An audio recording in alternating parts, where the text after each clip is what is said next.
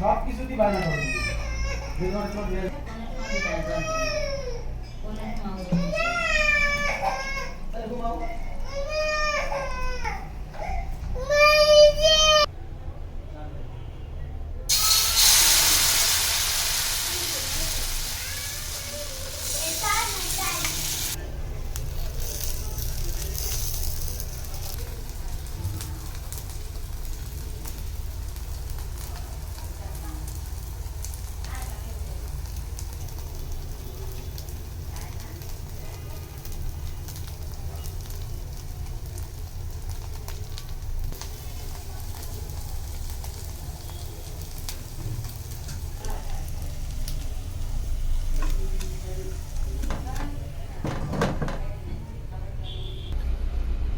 দেখলেন তো বন্ধুরা আমার আম্মু কিভাবে করে চাপটিটি বানায়।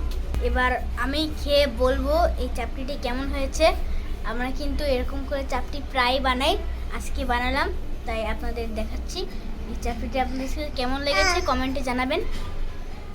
তো এবার আমি খেয়ে বলছি কেমন হয়েছে।